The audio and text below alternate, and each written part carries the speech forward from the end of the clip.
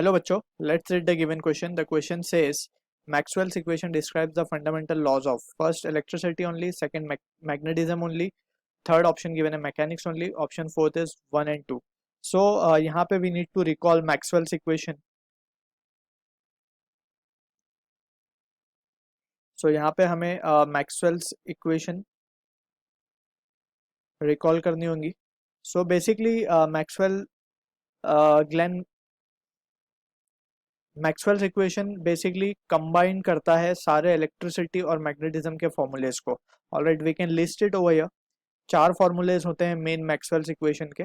So we need to remember those equations, जिसके अंदर first formula है वो है गॉस लॉ का.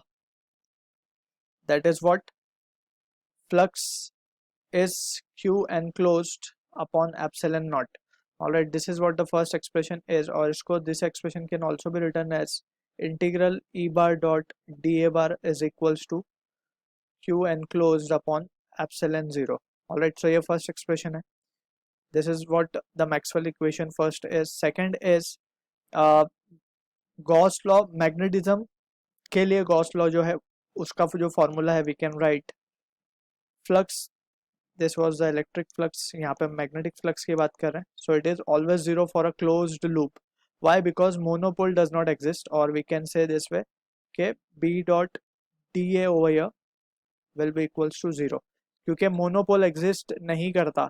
That means कि अगर कोई भी closed surface में हम magnet को लें, so magnet में north और south दोनों होंगे, so दोनों will get cancel out each other. So net flux will be 0. So this was the second expression of Maxwell.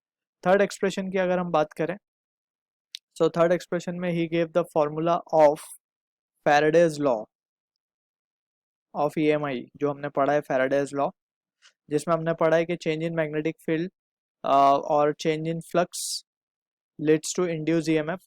That is we have studied के ई जो होता है वो होता है d phi by D t. Alright, और this also भी written as integral E bar dot D L bar as equals to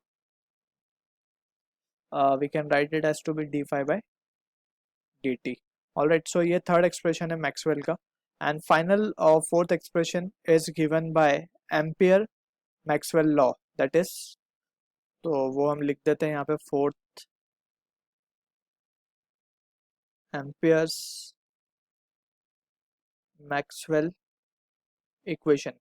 So जो Ampere circuital law का equation था, that is b bar dot dl bar is equals to mu naught I enclosed. Alright, ये Ampere का equation था, लेकिन वो modify होके ये बन गया I C plus I D. That is दो टाइप के करंट मैक्सवेल ने डिफाइन किया. That is first is the conduction current and second is displacement current. This can further be written as I C plus of epsilon 0 D phi by D T. और यहाँ पे ये जो phi है ये है इलेक्ट्रिक फ्लक्स का change होना. Alright, so this is how the Ampere's Maxwell equation can be return, that is B bar dot D L bar.